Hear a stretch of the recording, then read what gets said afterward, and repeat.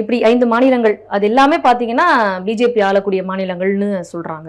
இது ஒரு முக்கியமான ஒரு விஷயம் அப்படின்னு நான் பாக்குறேன். ஏன் அப்படின்னு சொன்னா அவர்களுடைய சித்தாந்தம் நம்ம ஏற்கனவே பேசுனது போல அவர்களுடைய சித்தாந்தம் என்பது என்ன அப்படின்னா பெண்களுக்கு எதிரானதுதான், பெண்களை இழிவாக கருதக்கூடியதுதான், பெண்களை நீ ஒரு போக பொருளாக, பெண்களை சக மனிதராக பார்க்கக்கூடிய சித்தாந்தம் கிடையாது. RSS பிஜேபி சித்தாந்தம். பெண் என்பவள் 4 வருணத்திற்கும் கீழானவள் அப்படிங்கிறதுதான். பெண்கள் வேலைக்கு போனா இவ்வளவு மோசமாக சங்கராச்சாரியா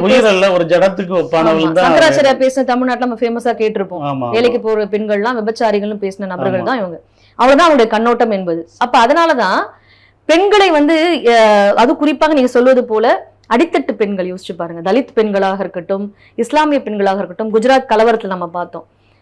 அப்போ அது அவங்க ஒரு மனிதராக கூட கருதாத சிந்தனை முறைதான் இருக்கு. ஒரு வளர்ந்த சமூகத்துல, ஒரு முற்போக்கா சிந்திக்கக்கூடிய ஒரு சமூகத்துல அந்த சிந்தனை இருக்காது. அப்ப இவர்கள் ஆளக்கூடிய மாநிலங்களில் இதைத்தான் இவர்கள் பரப்புகிறார்கள் அப்படிங்கிறது தான். பெண்கள் மீது நடக்கக்கூடிய பாலியல் வன்கொடுமை அப்படிங்கிறது வெளிநாடுகள்ல இந்தியாவுக்கு வரக்கூடிய பிளைட் வரக்கூடிய இடங்கள்ல இந்தியாவில் பெண்களுக்கு பாதுகாப்பு இல்லை என்று அந்த வச்சிருக்கிறாங்க இல்லைங்களா, அறிவிப்புகள் வச்சிருக்கிறாங்க. அப்படின்னா எந்த அளவுக்கு இது ஒரு அவமானகரமான செயல்.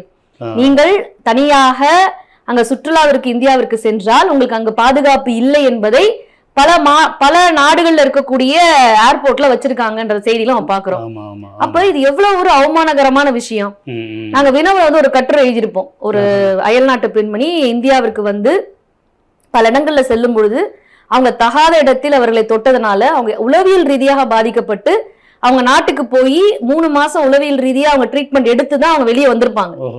அதற்கு பிறகு ஒரு கட்டுரை எழுதுறாங்க, அதை மொழியாக்கம் செய்து நம்மளுடைய இணையதளத்தில் வெளியிட்டோம். அதெல்லாம் படிக்கும், அதை உருக்கமா எழுதியிருப்பாங்க. அப்ப ஒரு உளவியல் ரீதியாக ஒரு வெளிநாட்டுல இருந்து வரக்கூடிய பெண்ணை கூட நம்ம நாட்டுக்கு வந்திருக்காங்க, நம்ம நாட்டுடைய விருந்தினர் அவர் மரியாதையாக நடத்த வேண்டும் என்ற அந்த ஒரு செயல் கூட இல்லாத சூழல் தான் இந்தியாவுல நிலவுதுன்னு நம்ம பாக்குறோம். அப்ப